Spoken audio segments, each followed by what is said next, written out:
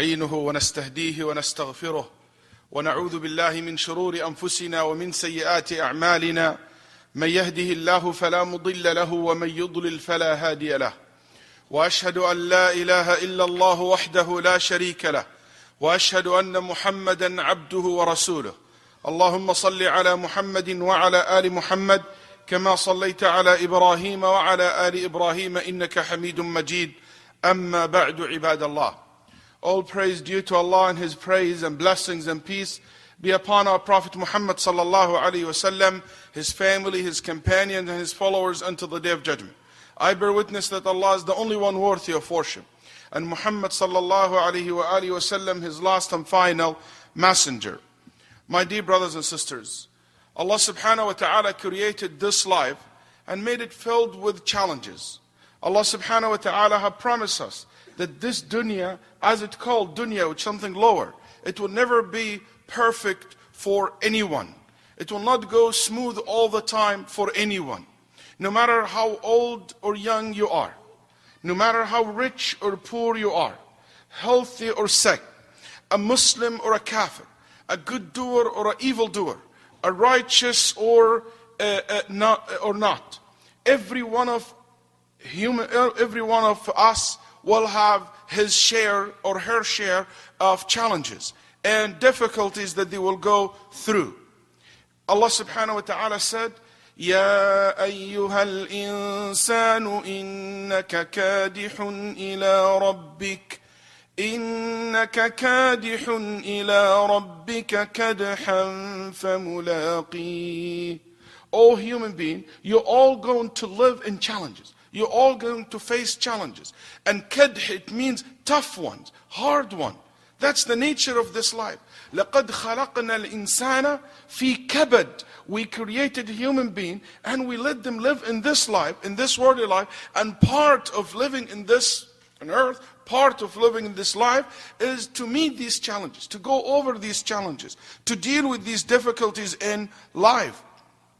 And also, إِنَّا خَلَقْنَا الْإِنسَانَ مِن نُطْفَةٍ أَمْشَاجٍ نَبْتَلِيهِ. We created a human being and we promise every single one of you that they will be tested. They will be tested. And if you notice, all these three verses refer to all humanity. Did not specify a one category or one group of humanity. We're all going through this. I know that there is so many of us here today. When we reflect about our own challenges in life, as I said, no matter what is your gender, what is your age, everyone has his own set of challenges. Everyone of his own set of problems that he or she deal with it. It might be a job that you lost, or a business that you're struggling with, or maybe a boss or an employee that is giving you a hard time and sometimes it can be very painful and stressful. Also, a marriage that is not working out, or a debt that you cannot climb yourself out of it. It could be a love that you were not able to fulfill in the halal way. Someone that you wish to marry, a young man or a young girl who are in love with someone and they couldn't get that one that they love. Or sometimes the challenge will be a social problems. Maybe your in-laws giving you a hard time. Or maybe you have relatives who have taken your rights and been abusing you. Maybe it's even somebody close to you. Maybe it's a problem dealing with parents.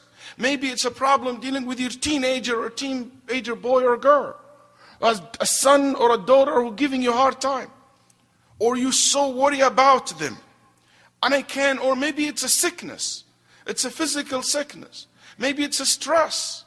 I can think of so many things every individual can go through. And also, not only as an individual we have our own problems, we as a community we have our own challenges as well. As a community, we have our own challenges. So many times we complain about the shortage of volunteers, the shortage of the financial support from the community. We sometimes have the challenge as a community. Some people feel that they've been discriminated against. Maybe it is, as a community, we see that the high rise of the number of unemployment in our community. Us as a society, we have problems. And just last week, 1 week from today, Last week we all witnessed what happened in Newtown in Connecticut. As a society, as a community, we have a lot of challenges ahead of us. Actually, globally, there are so many problems you can think of. There's so many problems, social, economical, environmental problems. But as I'm sure, and I know that all of you can mention so many problems out there, I'm also 100% sure that there is so many solutions out there. As many as there is a problem out there, as many as there is solutions out there. Because the Prophet ﷺ said, مَا أَنزَلَ اللَّهُ مِن دَاءٍ إِلَّا جَعَلَ لَهُ دَوَاءً. There is no disease, there is no problem, unless there is a cure or a solution for it. That's what the Prophet ﷺ said. And Ibn al-Qayyim rahimahullah said, and it will be very, very narrow-minded to look at this hadith and only see it in the physical illness. Physical illness. This is a very general statement of the Prophet ﷺ. It's not what happened to us in life is the most important thing. Actually, the most important thing is what we're doing with what happened to us in life. And that's the question that I want to raise with you today in my khutbah. I'm not here to remind you of all your pains. I'm not here to talk about your challenges and remind you of it and how hard to get out of it. But I'm here to tell you that you will not live a life free of challenges. But what I'm here to tell you, that you do need to face them alone. You can face them with an advice of a sincere friend, or a support of the community, or a support of your family. And this way we can all face our challenges and we can overcome it. Brothers and sisters, in this short talk I would like to share with you some principles, a few points that it can help you to overcome these challenges in life.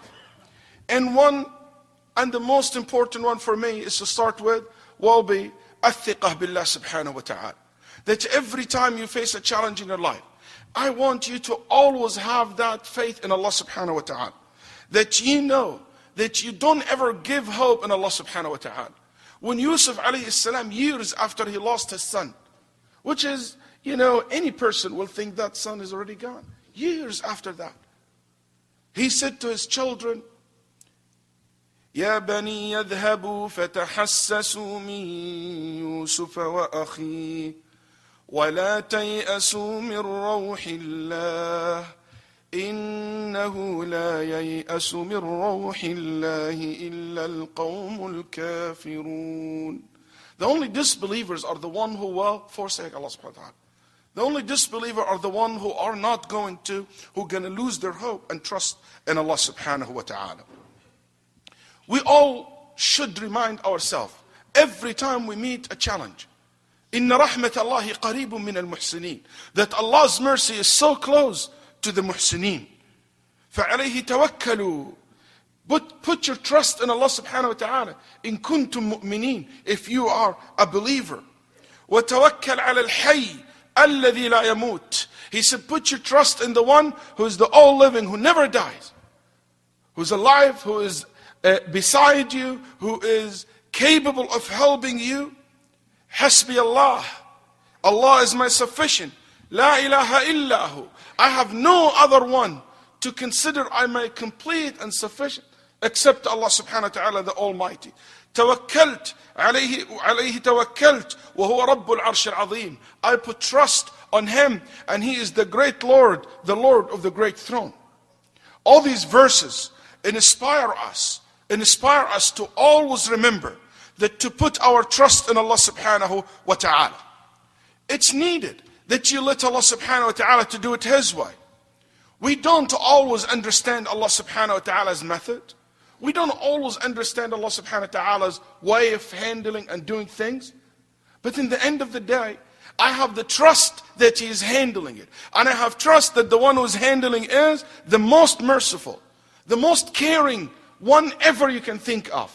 Rahimallahu Sufyan, one of the great scholars of the Tabi'een, said, he said, I never wished that Allah subhanahu wa ta'ala, that my own parents will handle my judgment in the Day of Judgment, will handle my affairs. I always feel more comfortable Allah handling this than my own parents. Which is, you will think parents will, absolutely they will not put you in hellfire. Absolute parents will get you the best, will wish you the best. And with this he still say, I will never wish my parents to be my judge. He said, I'm so glad that Allah is the only one who's to judge people on the day of judgment. Why? Because he realized what the Prophet ﷺ said. When he saw a woman picked her child after she lost her child. Can you imagine you lost your own son for a while and you're looking for your son and you pick your son and you basically grab him dearly to your chest. She was doing that. The Prophet ﷺ said, أَتَرَوْنَ أَنَّ هَذِهِ مُلْقِيَةً بِوَلَدِهَا فِي النَّارِ. Do you think that this mother will ever throw her child in hellfire with her own hand, with her own choice? They said, no way, Ya Rasulullah. He said, وَاللَّهِ أَرْحَمُ بِعِبَادِهِ مِنْ هَذِهِ بِوَلَدِهَا. Wallahi, Allah is more merciful with you than this woman with her child. Don't ever think for a second you are away from Allah subhanahu wa ta'ala's sight. Or Allah subhanahu wa ta'ala is not hearing and seeing what you're going through. No, Allah always has way, even when it looks that there is no way out of it. And we all know the story of Musa alayhi salam. When his people saw the dead end, the sea. And what made it even more difficult, that Musa told the Bani Israel, the children of Israel, no one allowed to bring weapon. Everybody leave his weapon at home. So now they told Musa, you told us not to bring weapon, not even a tool to protect ourselves. At that moment you might ask, what is Allah subhanahu wa ta'ala's way out? How can he get out of us? How can he get us a way out of this? What will be the way? Dead end the sea. And an army, well-trained army, against a citizen, and those citizens, even they don't have weapon to protect themselves with it. But look the answer of Musa alayhi salam. It's a lesson that we heard and recorded by Allah subhanahu wa ta'ala. كَلَّا إِنَّ مَعِي رَبِّي سَيَهْدِينَ. No way. No, Allah subhanahu wa ta'ala with me and He is going to guide me. I want to encourage you today to get your life back. I want you to stay filled with hope, with trust, with tawakkul in Allah subhanahu wa ta'ala. Because you are dealing with the most merciful subhanahu wa ta'ala. I have a friend who had a flu. This guy was one of the most active people I ever met in my life. Will go around, pick somebody from the airport, drop something here. Very active brother. And he got a flu, but the virus struck his spine. And that paralyzed him.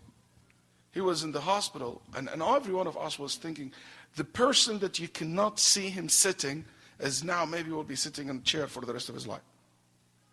It was a very difficult news for us, I think more than him. So one of the friends, a doctor, was going to visit him in his room and was thinking about it. What to tell the man? How can you, what do you say in a case like this? But this brother, his heart was always filled with iman. Always filled with one of the righteous people that you can see.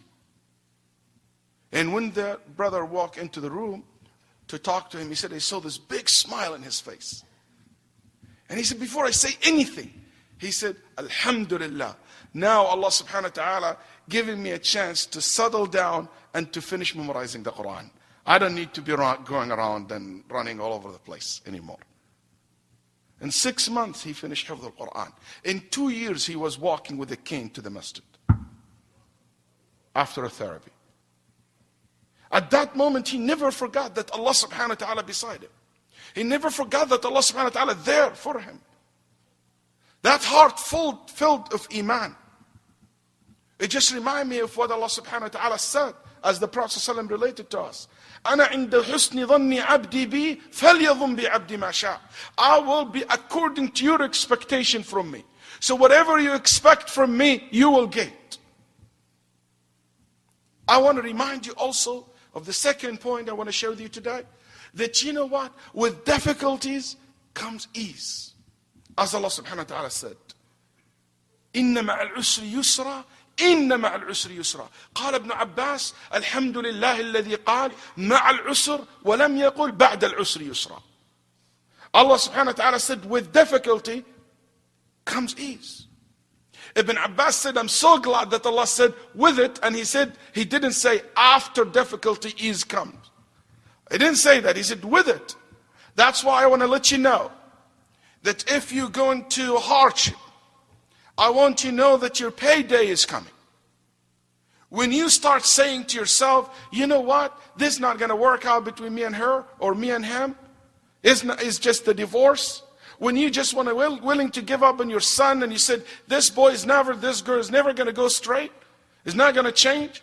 When you are willing to quit, when you are willing to say, you know what, I can't quit this habit, I can't change myself. When you are about to say these words, that's not going to work out, I'm just giving up, I'm going back to the bad way I used to be. Whenever you're ready to throw the towel, I want you to remember that this is the moment not to back down. This is actually the exact moment you should dig your heel in and you stand your course and to push forward. So many of you, I'll just give you an example to keep in your mind. So many of us have either children or witnessed children or maybe heard about the experience of delivering a baby. You know, I'll never forget my wife when she delivered the baby. When she's about to deliver the baby, in the hardest moment of that contractions and delivery, upon delivering the boy or the girl. That's right. At that moment, what's everybody telling that woman? In the most hardest, difficult, challenging moment of this experience. Everybody tell her what? Back down, let's back off, let's just suck that baby in and hold on. No, everybody telling her, push forward so you can go over and overcome that challenge. And I'm telling you, at that moment of difficulty, what you need is to push forward, not to back down. Is to look for more solutions. Is to stand your course and to show your Lord that you trust Him subhanahu wa ta'ala. Look at the moments of victory in the history as the Quran recorded to us. حتى إذا استيأس الرسل وظنوا أنهم قد كذبوا جاءهم نصرنا. When the messengers of us will reach to the level that they think that Allah forsake them, that Allah will not give them a victory, when it reaches that level, that's when the victory comes. It's the almighty wisdom. Which has lead me to the third point. Allah subhanahu wa ta'ala, as we believe as Muslims, He doesn't do anything unless there is a wisdom behind it. Because one of His name is Al-Hakim, which it means Al-Hakimu bihikmah, yani the one who made orders, and this is related to His legislation or related to whatever He decreed upon us in this dunya. With wisdom. There is always a great wisdom behind it. But we as a human being, our knowledge is very limited. That's why our ability to know that every single wisdom behind every action, behind everything that He ordained in life, it's not possible. Otherwise we will have the same knowledge of God, which makes us similar to Him, and that no one's similar to Him. But Allah subhanahu wa ta'ala wants us also to investigate, to look at what Allah subhanahu wa ta'ala wants from you when He put you in that hardship. So many people come to me, Shaykh, please pray for my circumstances to be changed. Ya Rab, make this. You see difficulties or problem in one country, you always ask about, I hope the international community change their position from this. I hope victory come from that. You have your own problem, your debt and stuff like that. I hope I win this, or I hope I get that. You always think about the circumstances that are around you. And you forget that maybe the only reason Allah put you in that challenge is not to change your circumstances. It's about you to change. It's maybe Allah subhanahu wa ta'ala wants to send you a message to tell you that you need to change yourself. And you need to wake up and to remember what Allah said. إِنَّ اللَّهَ لَا يُغَيِّرُ مَا بِقَوْمٍ حَتَّى يُغَيِّرُ مَا بِأَنفُسِهِمْ. Allah will not change your situation until you change yourself first. So many of these challenges in life, it is made Allah subhanahu wa ta'ala want you to pay attention to how you treat your wife, how you treat your spouse, how you treat your kids, how you manage your finance, How we as a community having a problem, maybe we need to check how we are handling these problems and our relationship with our community, or maybe our relationship with Allah. It's a wake-up call from Him to us. I 100% believe, I have no doubt in my heart, that these challenges in life is not ever meant to break you apart. It's meant to you grow, to make you grow strong. Because the value of the person is not when he or she stands in a time of ease and comfort. Actually, the value of you will appear and will clearly determine when and how you stand in a time of difficulties and a time of challenge. That will make a man a man. And that will make a good person recognized as a good person. My brothers and sisters, Al-Imam Ahmad rahimahullah once was asked, هل الإنسان يمكن ثم يبتلى أم يبتلى ثم يمكن؟ قال لا والله يبتلى ثم يمكن. ألم تسمع قول الله تعالى وجعلنا منهم أئمة يهدون بأمرنا لما صبروا. He was asking Imam Ahmad rahimahullah, the person will become a leader, then he will be tested, or he will be tested, then will become a leader, he or she. Then he said, no way. You will be tested first. And based on the result, you deserve that leadership position or not. You deserve that high rank or not. He said, didn't you read what Allah said in the Quran? We have made among them leaders after they passed the test. After they will have patience in the test and the calamities that they had to deal with. Brothers and sisters, when we talk about challenges in life, don't ever be led by your problems. Don't let your problems cover your eyes. Don't let these challenges in life, these bad things that are happening to you, don't let it lead you. We should be led by our dreams. We should be led by our plans for the future. We should be led by our trust and love for Allah subhanahu wa ta'ala. We should be led by our faith, not by our problems, not by our negative feelings. We should be led always by our positive feelings and attitude. Don't let these problems take over your mind and settle deep in your heart. Put it in front of you. Look at it. Deal with it. But don't ever be led by it. And I want you to know that ignoring problems will never help you to solve problems. We have to deal with it. I'm not saying ignore it, because so many people have problems in their life and they're ignoring. Their debt keep accumulating. They keep getting one credit card after another, taking one more after another. You know, the problem between you and your spouse is just getting bigger and bigger and crossing all these red lines, all these red basically lights coming up and telling you this is a warning sign. Don't ignore it. Deal with it. But don't be led with it. And also, my 4th point I want to share with you today is don't ever let these problems knock you down from inside. Always from inside, stay strong. Stay positive. That's what I meant when I said don't let it settle in your heart. Don't let it go inside your heart and take over. You know, you might be knocked out from outside, but from inside, you always stand tall and strong. When the Muslims lost the battle of Uhud, in the beginning, what Allah told them? وَلَا تَهِنُوا وَلَا تَحْزَنُوا وَأَنْتُمُ الْأَعْلَوْنَ. Don't be sad. Don't feel like defeated. You are the higher. You are stronger. You are better.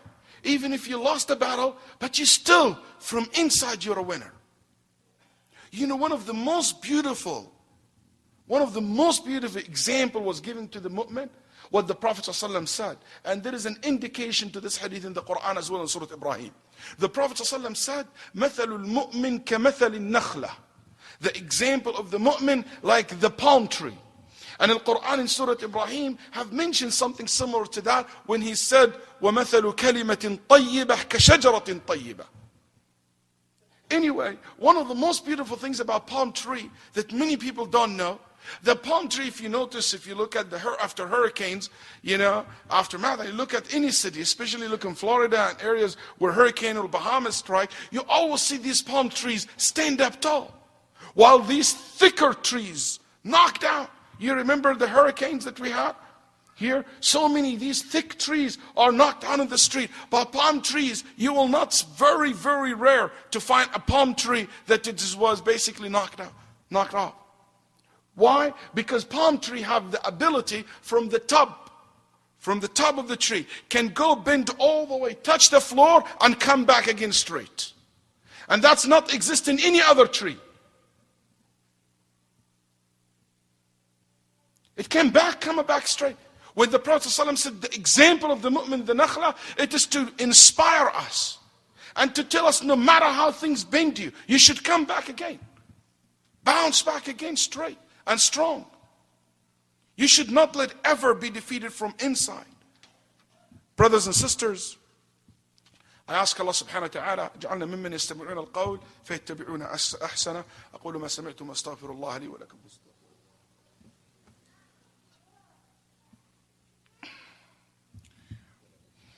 الحمد لله وحده والصلاة والسلام على من لا نبي بعده وبعد. My dear brothers and sisters, we will never be able to solve our problems by using the same kind of thinking we used when we created them. That's a rule. You need to think about how can you going to deal with it in a maybe different way. Why this happened? What caused the problem? I have seen a lot of people come to me, especially in marriage issues or consulting me about their children, and I see that they deal with symptoms. They don't deal with the root of the problem. You know, Habibi, the root of the problem that your kids, they don't trust you. The problem is not that he raised his voice. The problem is he's not convinced that you are taking real responsibility of the house. He doesn't trust that you're really the father figure. He has no respect for you. Maybe the problem, young man, that your father, all these problems that you have with your father, because your father, on the other hand, he basically doesn't understand who you are. And you need to speak up and to talk to your father, to your mother about you and what you want, and to express yourself properly. Maybe the problem is that, you know what, there is no respect in the house. Maybe the problem, it is a time management issue. So don't deal with the symptoms, look at the root of the problems and deal with it. One of the also points that I want to share with you today, when it comes to problems, watch your words. Watch what you say about your problems. How you speak about your problems. And I'm not in favor of speaking about a problem, and I'm in favor of speaking to our problems. But in any way, if you ever want to talk about it, watch what's the language that you use. And don't underestimate that. Don't say that's the worst ever. Don't say I cannot. Rather say I will try. Don't say it cannot be done. Ask how it can be done. And let me try. That's why in Islam, the Prophet ﷺ, when he said, when a person say, هَلَكَ النَّاسِ قَالَ فَهُوَ أَهْلَكُهُم. Whoever said all people are bad, he is the worst. Watch your language. Also, we should fill our heart, as I said in the beginning, with optimism. Optimism is about seeing opportunities in your difficulties. Don't be pessimist who sees difficulties in every opportunities in their life. Don't be like that. I want you to be filled with optimism. كان النبي صلى الله عليه وسلم كان في حديث أنس يعجبه الفأل الحسن. He loved صلى الله عليه وسلم optimism. And finally, 2 quick points. Consult. Look for people that you trust, that they love you, that they have knowledge, they have wisdom, and consult them. Consultation is a very important tool in facing challenges. I said you don't need to face it by yourself. You can have a lot of good people. You consult your spouse, consult even I'm in favor of consulting your children, and especially if they are elders. Let them part of your life. That make them very close to you, especially if you have in college age kids or graduate from college. Consult them. Al-Arab used to say in the old days, ابنك الصغير أدب فإذا راهق عظ فإذا كبر شاوره. The little kids, you can made them behave properly and reprimand them if they make mistakes. And if they become teenager, you always give them reminder. And when they grow after the teenager stage, you always consult them. Also, the last point that I have for you today, is a dua, prayer. Make a lot of dua when you are in a hardship and calamity, because the dua during that time is heard and accepted by Allah. I was once watching an interview in a TV in a rich man in Emirates, and they asked him about his experience in life and what he have seen, and he said something was very interesting.